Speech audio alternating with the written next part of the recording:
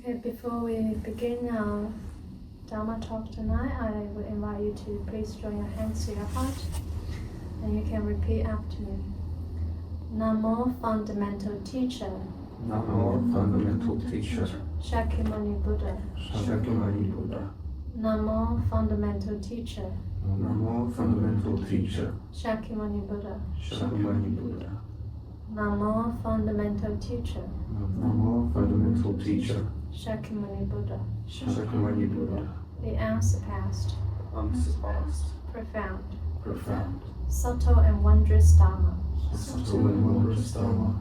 It's difficult to encounter It is difficult to encounter in hundreds in hundreds of thousands and thousands of millions of kappas. of millions of kappas.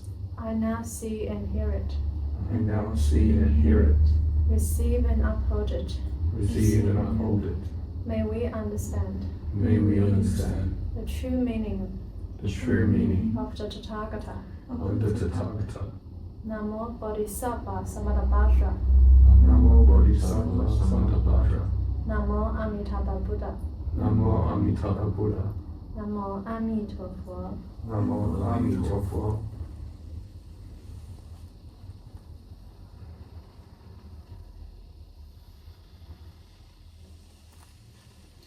Okay, welcome everyone to our 7th session on the 10 great practices and vows of Bodhisattva Samantabhadra.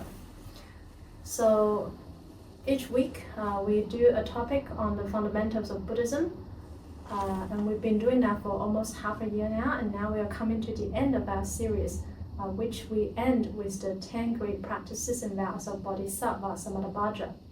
So Samantabhadra also means universal worthy or universal good. He's a great bodhisattva, one of the 4 most important bodhisattvas in Mahayana Buddhism, together with Guan Yin Siddhigarbha, the Earth Store Bodhisattva, and also Manjushri. So Bodhisattva Samantabhadra is particularly renowned for his 10 great practices and vows. And what are the 10? Let's do a quick review. What's the first great vow? Pay homage to all Buddhas. Very good. And what does it mean? Means to recognize and respect people's Buddha's nature, which is in everyone. Very good. So first is to pay homage to all Buddhas, not only those who have realized enlightenment, but also all living beings, which are future Buddhas. All Buddhas means all Buddhas of the 3 periods of time, the past, present, and future. And why we should pay homage to all Buddhas? What will it help us to overcome? Attachment. Attachment to what? So sometimes we may maybe look down at other people. Maybe we think we're better than others. Or we think we are worse than others. We forget that actually the Buddha nature is equal. Sometimes we get angry at others. We hate other people. We dislike others. We forget that they are also future Buddhas. They have the potential to be awakened. But for attachment and delusions, they cannot realize, just like us. If you see their essence, which is Buddha nature, then you won't be angry at anybody. That's why the Buddhas, they don't get angry. Even someone who tried to murder him like 3 times, like Devadatta, Shakyamuni Buddha said, I'm not angry at you. And he still responded with compassion. How is that possible? Because he sees Devadatta's Buddha nature. So by paying homage to all Buddhas, including all beings, and you acknowledge, you respect their Buddha nature, it can help you to let go of pride, help you to cultivate humility, help you to cultivate compassion, and also to avoid hatred, anger, and contempt. So it's a very important practice. So the 10 great practices and vows are extremely important for anyone, particularly for the Bodhisattva. For any Bodhisattva who wants to realize Buddhahood, you must practice the 10 great practices and vows without exception. This is, if you can practice the 10 great practices and vows now and you niệm for, you can go to the Pure Land in the highest grade of rebirth, like highest level of the highest grade of rebirth, 9 grades of rebirth in the Pure Land. If you don't practice the 10 grade practices and vows now, and you just name for, and you can still go to the Pure Land. Well, once you're in the Pure Land, you will continue to perfect the 10 grade practices and vows. Right? Only when you perfect the 10 grade practices and vows, that's how you become a Buddha. Right? Because from the Buddha's mind, the Buddha's mind is the mind of equality. The Buddha sees everyone as the Buddha. The Buddha sees the Buddha nature in everyone. So this is very important. And what's the second great vow? To praise the Tathagata. What does that mean? Praise to Tathagata. Tathagata. What's Tathagata? Rulai. What's Rulai? I don't need a Chinese translation. Give me the meaning. I think one who has The come. boss. The thus come one, or the one who thus come, or the one who has come, or the one who neither come nor go. Oh. Yeah, it's another word meaning what? Another meaning of. It's the same word as what? You know. Infinite. Yeah, very good. Mm. What's another word for that? Think of the first vow. Untouched. Buddha. Nature, Buddha Oh, nature. Buddha nature. Tathagata also means Buddha nature. Actually, the Buddha never come nor go. If he comes, he only comes as thus. The thus come ones. Yes. So that's why all Buddhist scriptures begin with thus have I heard. Like, it means the truth is just as it is. Like suchness, the thusness of the reality. Tathagata, also another word for Buddha nature. What does it mean to praise the Tathagata? I think of the first vow. It's all connected. To give thanks To whom? to the Buddhas. Who? Tathagata. It's important to practice kind speech. At first is that we respect the Buddha nature. How do you show your respect? You praise the Buddha nature in all beings. How do you praise the Buddha nature in all beings? You speak kindly to others. Why? Because they're future Buddhas. Mm-hmm. You shouldn't shouting, scolding at people if you realize, oh, they're actually future Buddhas. I actually respect the Buddha nature. And I acknowledge, I praise their Buddha nature. Of course, in our daily life, we don't go around to people and say, hey, I praise your Buddha nature. But we try to be kind and polite and to speak kindly to others. Practicing kind speech, also very important practice. What kind of speech we should avoid in Buddhism? I remember the 10 good deeds. The 4 kinds of speech we should avoid. Jealous speech. What are the 10 good deeds? So 3 bodily actions, no killing, no stealing, no sexual misconduct. And 4 kinds of speech, no lying, no gossiping, no divisive speech, no frivolous speech. And then the 3 mentally actions, no greed, no anger, no ignorance. Okay? And so we're trying to refrain from harsh speech and to speak kindly with others. So that's one way to praise the Tathagata. And what's the third one? The third great vow? To give offerings. Yeah, very good. Very good, you remember to extensively cultivate making offerings. What's the difference between giving and offering? Giving is good, and offering is good. Very good. Giving, they could be like, oh, I have more than you, I just donate to you, I give it to you. In the 6 parameters, we talk about the giving. But if the 10 great practices are like postgraduate Bodhisattva training. 6 parameters are like the bachelor degree training. And since you recognize the Buddha nature in everyone, you know that everyone will eventually be a Buddha. So you're not just giving, you're making offerings. Okay? So here, if you don't say you donate to us, you're making offerings. to the Buddhas. So there is a difference in the attitude. And what does making offerings can help us to do? Let go of attachments. Very good. Right. Giving can help us to let go of our attachment to material possessions and also to overcome our what? Greed. Very good. Overcome greed. And the more we give, the more we Can get. gain. Of course, no attachment. But the Buddha said if you want to increase your blessing, you should give more. Remember the 3 types of giving? If you want to gain more wealth, what should you give? So the 3 types of giving, remember? If you want to gain more money, what you should give? Money. Money. Very good. If you want to gain more wisdom, what you should give? Wisdom. Very good. The law of karma, right? What you give is what you gain. And if you want to be healthy, have long lifespan, what you should give? Courage. Courage. Remember there's the word for it. Motivation. Fearlessness. Yeah, fearlessness. It's called a fearless giving. 无畏不施. So it's like if someone is sick, you give them medicine, you take care of them, you protect lives. You make people not be afraid. That's what it's called, fearless giving. You make them have no fear, and you will also gain good health. This is what doctors do. Yeah, if they're good doctors, yes.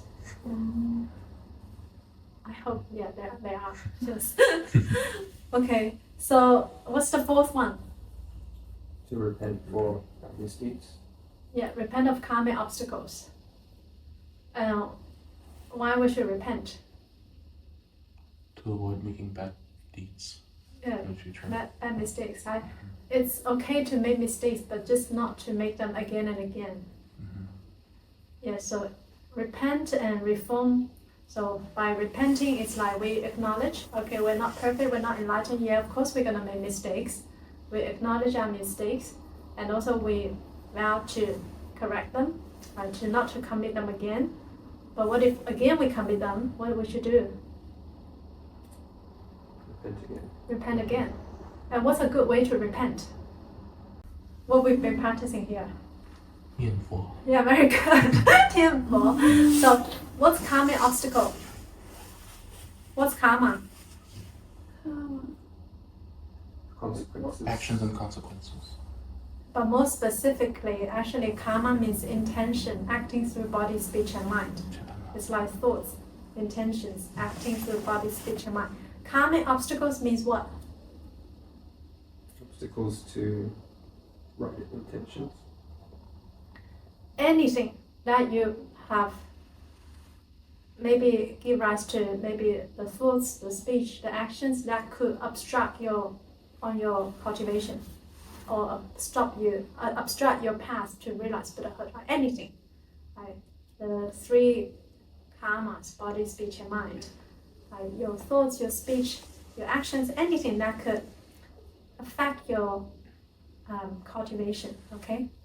So why I said Nianfo is the best way to repent, it's one of the best ways to repent, because when you say Amiituofo, we say karma means our intentions, our thoughts.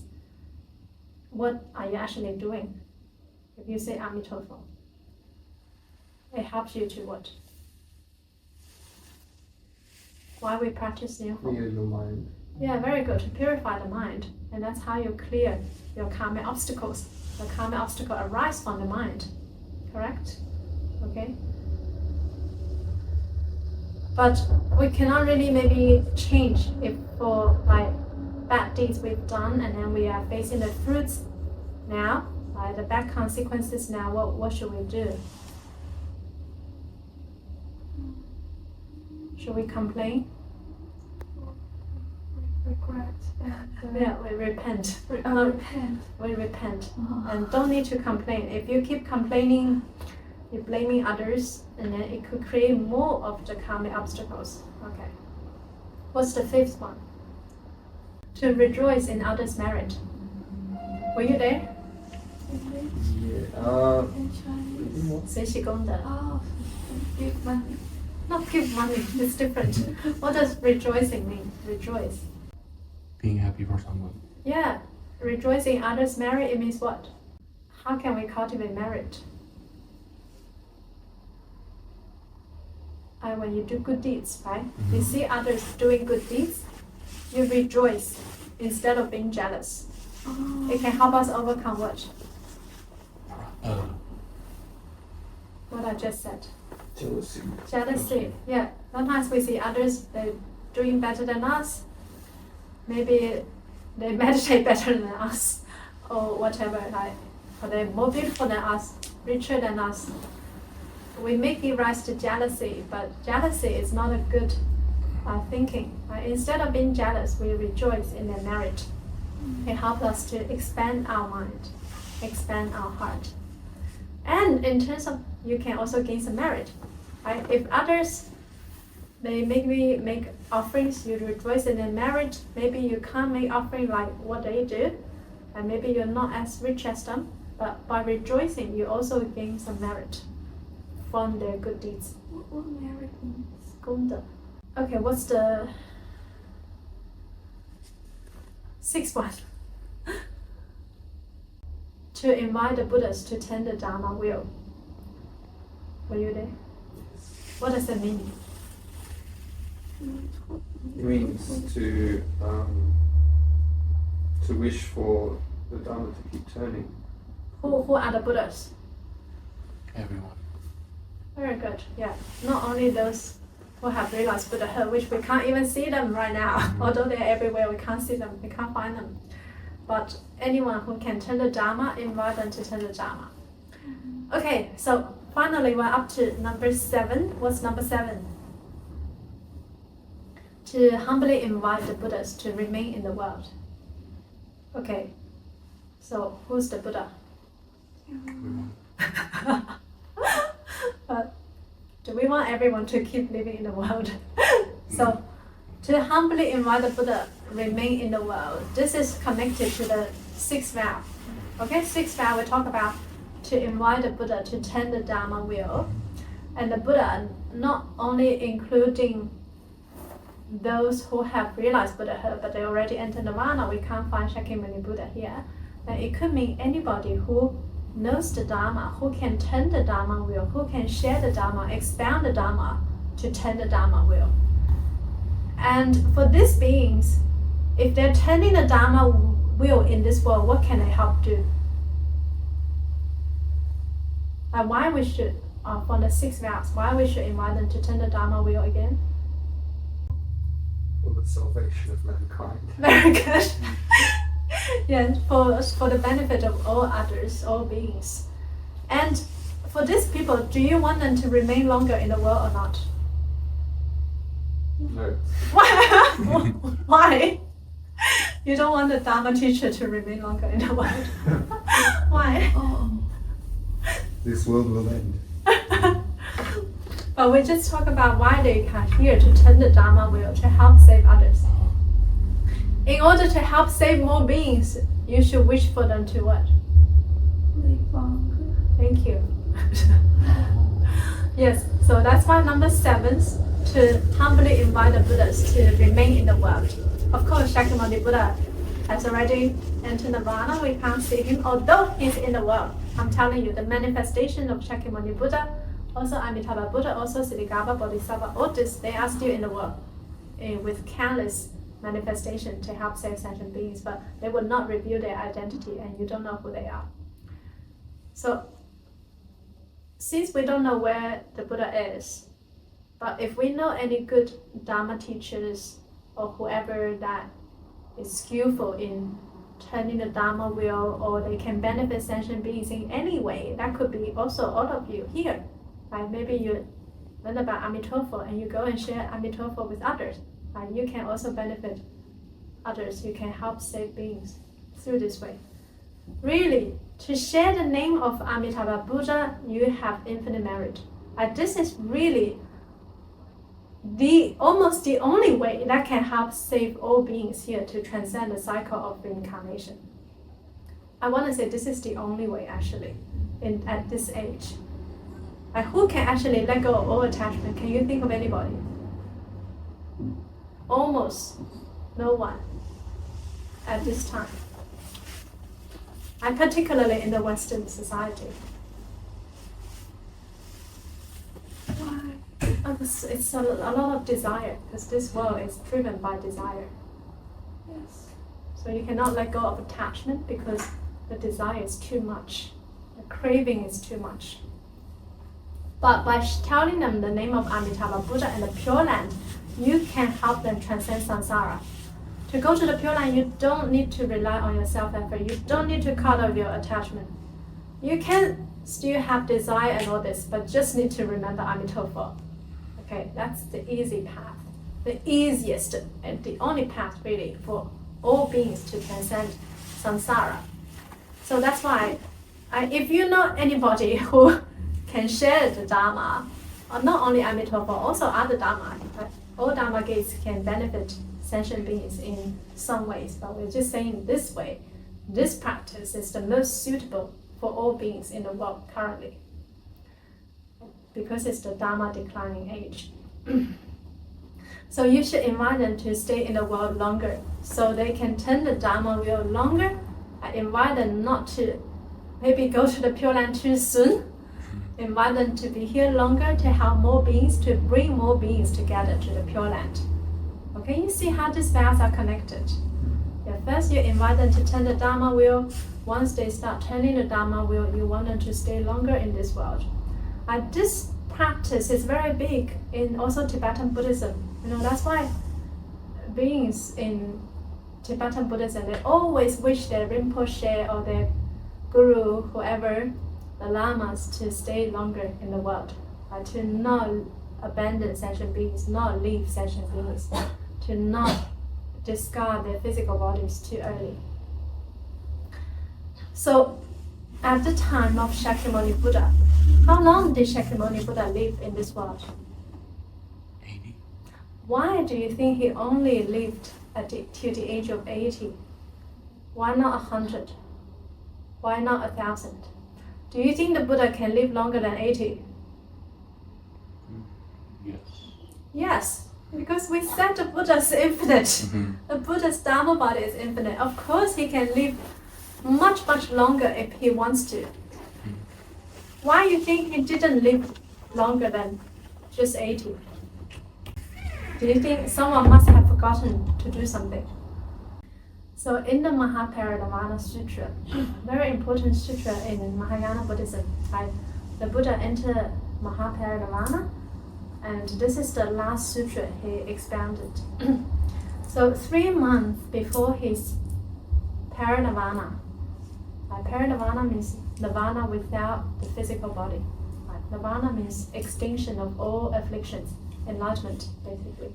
So 3 months before he entered parinirvana, he said to his attendant Ananda, Ananda used to be the Buddha's cousin, and also like a prince, and Ananda had been the Buddha's attendant after he renounced and to be a monk.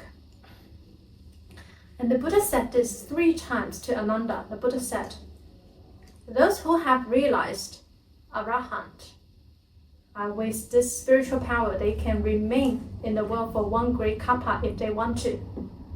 It means if you realize a certain kind of enlightenment, you are at ease with your lifespan. You can stay here for one great kappa. Kappa means a tremendously long lifetime, if they want to. And what says about Tathagata? Right. So Tathagata can live here for even forever if he wants to, with the physical body. So he said this statement 3 times to Ananda. He was hinting at something. You know what he was hinting at? What he wants Ananda to ask him. What do you think? To stay in the world. Yes, to stay in the world longer. But why do you think the Buddha needs someone to invite him to stay in the world longer, but not just like willingly stay in the world longer and keep turning the Dharma wheel? Why? He needs an audience.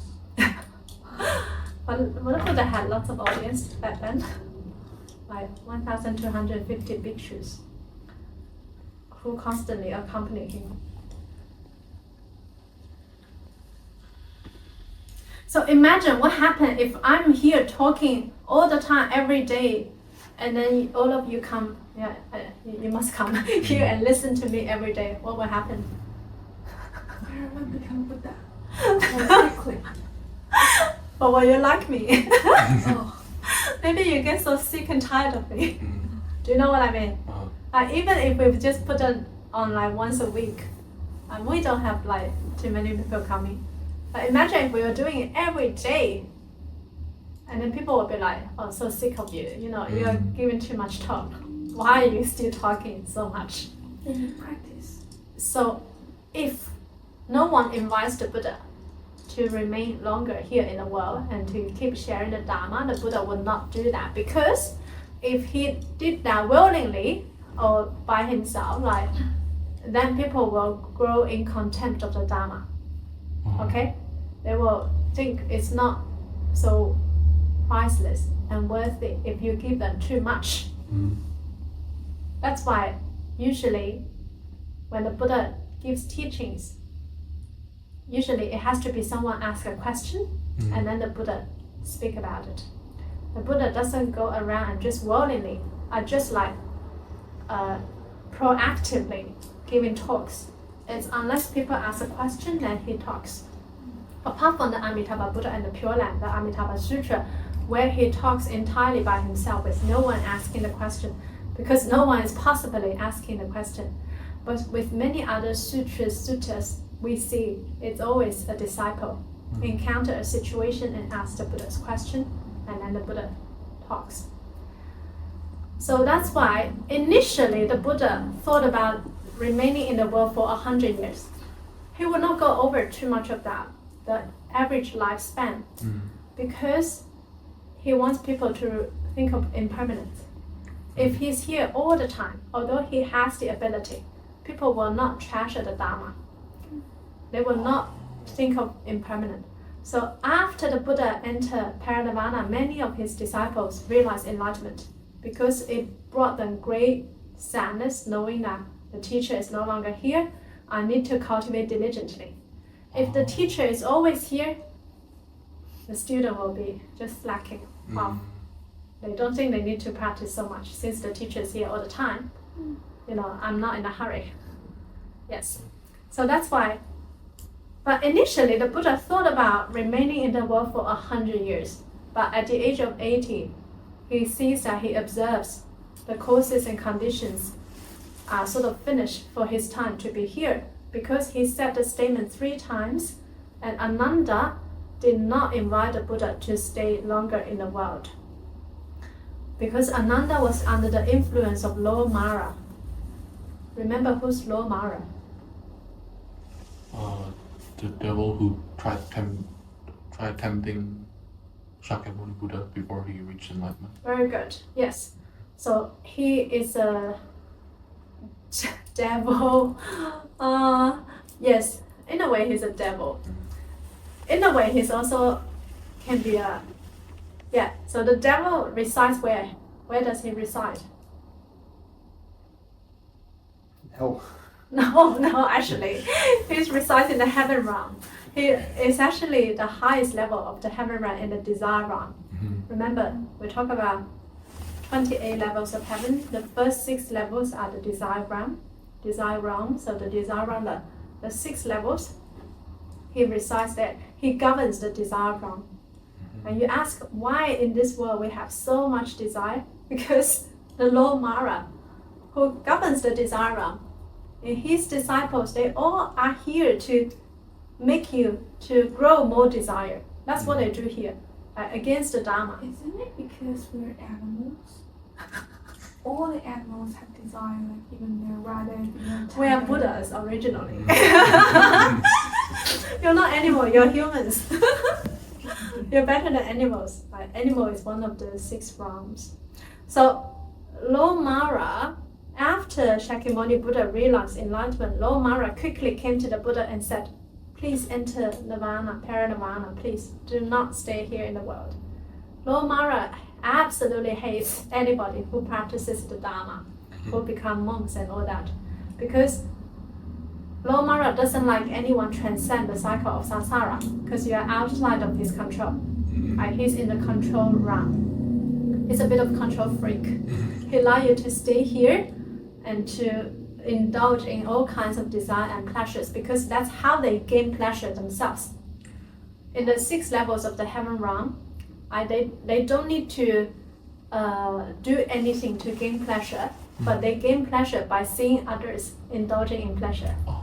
Yes, so that's why he absolutely loves it if you're indulging in all kinds of pleasures. He's applauding for you all the time. But he absolutely hates it if the Buddha or anybody, turns the Dharma wheel and want people to exit samsara. So that's why he came to the Buddha and said, "Hey Buddha, quickly enter nirvana, do not stay here longer." And the Buddha said, "I can't do that because I haven't established my Sangha. When I have established my Sangha, when all the work has been done, I will enter paranirvana." So 3 months before the Buddha entered paranirvana, Lord Mara quickly came to him and said, "Hey Buddha, now you've established everything. You've got your teaching here, your disciples are here, so many people. Now your influence is so big, it's the time for you to enter paranirvana."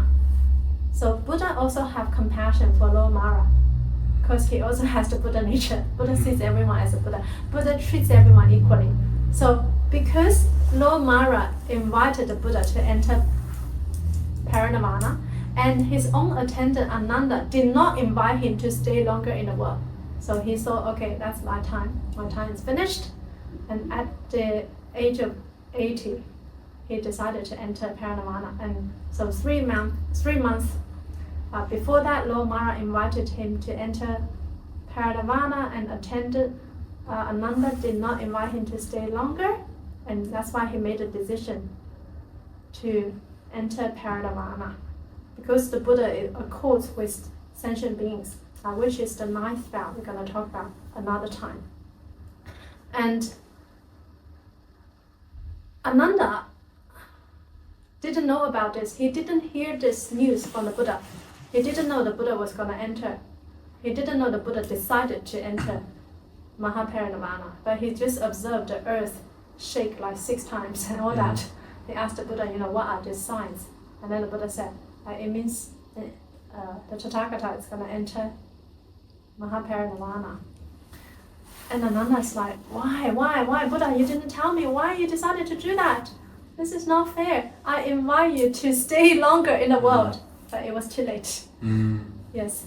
So this is recorded in the Mahaparinirvana Sutra. So important that if you encounter any good teacher, anyone who can share the Dharma well, to tend the Dharma well, we should try to invite them to stay longer in the world for the benefit of all sentient beings. Right? If we don't invite them, then they may just go at any time. And we could miss the opportunity to have the chance to listen to the Dharma. Okay. So that's all for this vow. Oh, by the way, one more thing is why it's important for anyone to attend Dharma. Why can't we just learn it by ourselves? Can we learn it by ourselves without anybody explaining to us? No, very good, because the Dharma is very difficult. It's very profound, subtle. I will talk about it. Without anybody talking about the Dharma, telling you how to practice, even if you are a very smart person in the world, like an intelligent person with high IQ or something, you cannot get it. So it's very important to have a teacher to guide you so you can practice. I'm very grateful. I have my teacher as a monk in China. I lived in his temple for 3 years. Again, I'm going back in December. I'm bringing a tour in Zhejiang province. Yeah. So he is excellent in expounding the sutras, the Buddhist scriptures. So I was very fortunate to study with him, so I can know the Dharma better.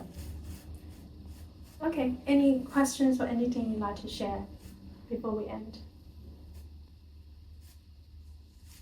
Question. So if you said that the Dharma is very complex for us to learn without anyone having to teach us, then how did Shakyamuni Buddha manage to realize the whole entire Dharma system? Because Very good. it's stated that Buddha got enlightened because he didn't make the Dharma. He observed it and he realized like it's here. Like the whole Dharmic truth is here for us to be discovered. So how does that? I invite you to read a sutra called the Lotus Sutra.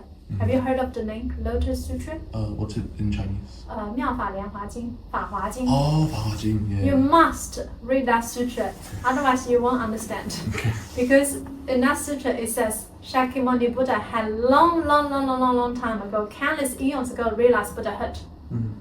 It's not the first time he realized Buddhahood. He had long ago realized Buddhahood. This time it's only his performance. He shows you he can realize Buddhahood. We don't really know how he realized Buddhahood. Actually, for countless eons ago, he already realized Buddhahood. He was an ancient Buddha who comes back. It's not the first time he come here. He came here many times. Yes, but he shows you he sat under the Bodhi tree and realized Buddhahood just like that. You can try and sit under that same Bodhi tree and see if you can realize Buddhahood. We can't, because he had actually realized Buddhahood. There's a metaphor in the Lotus Sutra. And you read a chapter called The Lifespan of the Tathagata, and you know it's so inconceivable how long ago he realized Buddhahood. The metaphor is so inconceivable. I can't even describe it. It's mind-blowing. Like how long ago he had already realized Buddhahood. How long ago he had already been countless worlds and helped save sentient beings. So for Shravakas, Theravada people think, oh, it's the first time the Buddha was just here, like us, ordinary human being, and realized Buddhahood. It's a disguise. Actually, he's an actor. Great actors. He had already done them long time ago. So he has been in Parinirvana many times already. Of course. These are like the performance. Oh. These are like the games of the Buddha. They come to a world, they share the Dharma, tend the Dharma wheel, and then they observe, okay, the causes and conditions are finished for them for this lifetime. They enter Parinirvana, but they never disappear. They maybe go to another world. They maybe come back with a different identity. Yes. So it's a Buddha's game. 游戏神通. I remember one person told me there are lots of people in this world that they enlightenment, but only very few people they write something to guide us like Buddha. What they do? Is that true? I'm not sure. There are actually enlightened beings come back to this world to help. Many actually. But they will not tell you they are enlightened. They will disguise their enlightenment. Because it's not necessary. There's already Buddha who's perfect enlightened. Yes, We just follow the teaching, it's enough. So remember I talk about even other Buddhas come here. They will not be a Buddha. They will not take up the position as a Buddha. They will all be the attendant to the Buddha. At any one particular time in one world, there's just the teaching of one Buddha. Otherwise, people will be confused. Who do I listen to? Yes. Any other quick questions? Why do Tibetan Buddhists spin that thing? I don't know what it is. Oh,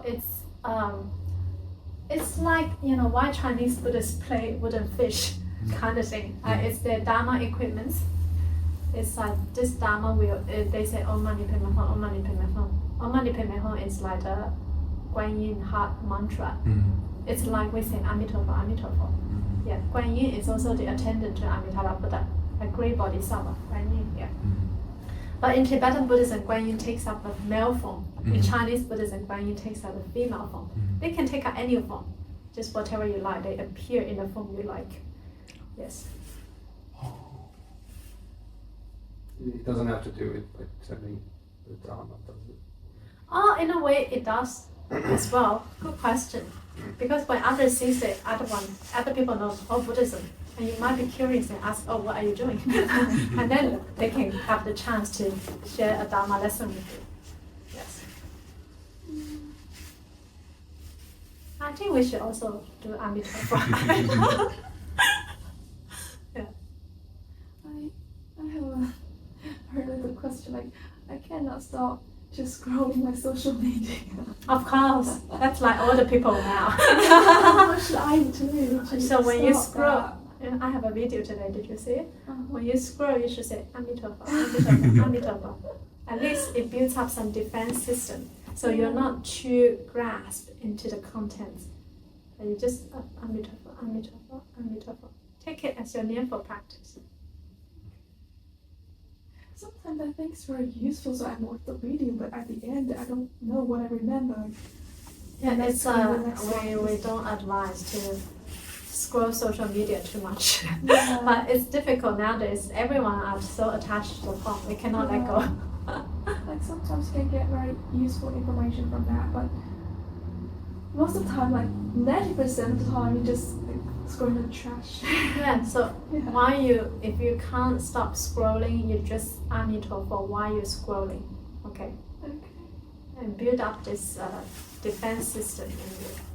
So you won't be too affected by whatever you're watching.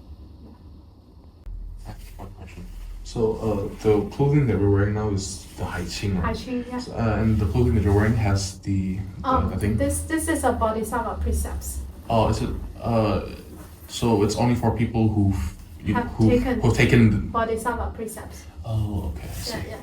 So normal people like us, we shouldn't really wear it because. No. Yeah. Okay. Yeah. You can check out Bodhisattva Precepts if you're interested. Oh, It's okay. from the Brahmajala Sutra.